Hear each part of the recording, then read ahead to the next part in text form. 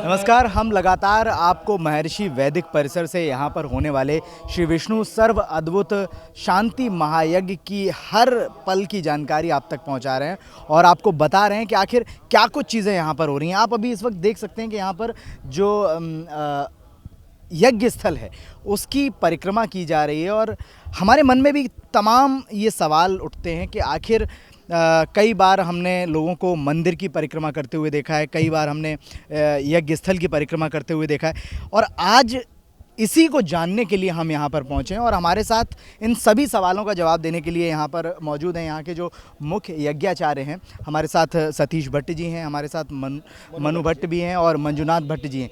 ये पूरे इस यज्ञ परंपरा जो यज्ञ की परंपरा है, यहाँ पर जो भी यज्ञ अनुष्ठान जो हो रहा है उसके बारे में हमें जानकारी देंगे और साथ ही साथ ये बताएंगे कि आखिर आखिर आखिर क्यों ये परिक्रमा की जाती है।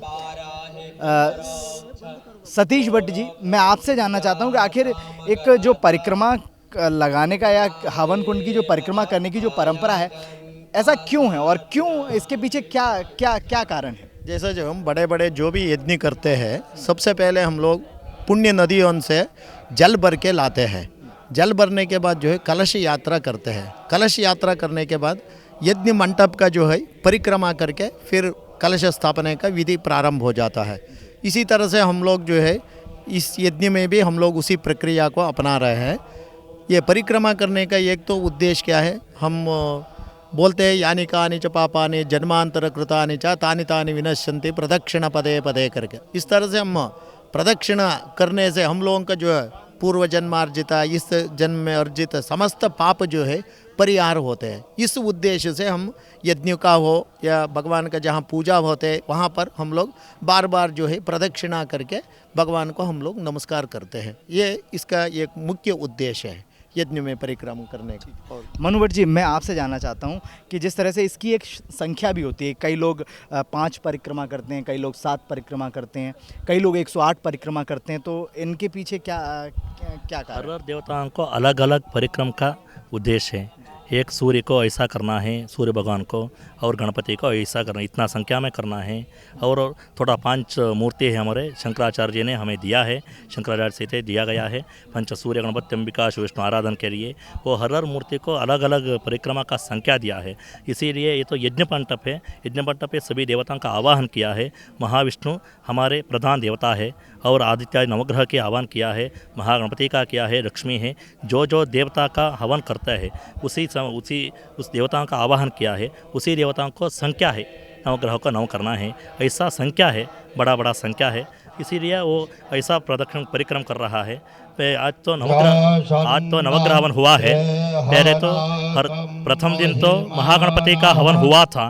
महागणपति को 21 बोलते हैं, ऐसा किया महागणपति को। हाँ, तो नवग्रह का हवन है, द्वितीय दिन 9 संख्या में करते हैं। कल तो हवन अलग होगा, अलग हवन अलग करता है, अलग संख्या में करता है। आज तो नवग्रह का ग्रहचार दोष के लिए ऐसा करना है। क्या क्या जो ग्रहचार का दोष है, आदित्य नवग्रह से ऐसा दोष होता है, क्या कहा है, इसीलिए इसी दोष का निवारण के लिए वो तो परिक्रम करते हैं। बहुत बहुत शुक्रिया मैं ये जानकारी देने के लिए। मैं मंजुनाथ भट्ट से भी जानना चाहूँगा। मंजुनाथ जी, मैं आपसे जानना चाहता हूँ कि जिस तरह से सतीश भट्ट जी ने भी बताया, मनु भट्ट जी ने भी बताया, मैं आपसे ये जानना चाहता हूँ कि क्या इसको करने का कोई सही समय भी है कि सुबह के समय किया जाए या कुछ ऐसा कोई समय भी बताया गया है? प्रातः माध्याह्न सायं त्रिकाल अनुष्ठान के बाद जो है, ये शायद हमारे दर्शकों को भी समझ में ना आए, तो आप इसे बेहतर तरीके से समझा सकते हैं। क्या बताया है? ये जो मंजुनाथ भट्ट जी बोल रहे हैं, यज्ञ का तो हम लोग कभी भी एक तो प्रदक्षिणा कर सकते हैं, और प्रधान जो विशेष करके जो हम लोग जो पूर्णाहुति के बाद और महामंगल आरती के बाद और सुबह टाइम में, दोपहर का और शाम के समय, ये तीनों टाइम में जो है हमको यज्ञ की प्रदक्षिणा करना चाहिए।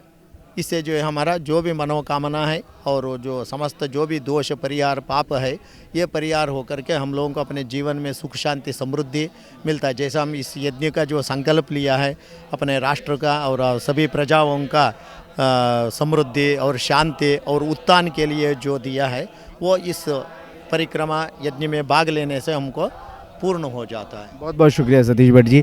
तो आज हमने ये जाना कि वाकई में जो यज्ञ स्थल है उसकी परिक्रमा क्यों की जाती है, कैसे की जाती है, ये भी हमने जाना। और इनकी जो संख्याएं हैं जिसकी हम लगातार बात कर रहे थे, 7, 5, 108, तो वो अपने देवताओं के मुताबिक की जाती है कि आप किस देवता को आराध्य मानते हैं और किन की उपासना करना चाहते हैं। इस तरह की तमाम जानकारी हम लगातार राजवार्ता के ज़रिए आप तक पहुंचाते रहेंगे।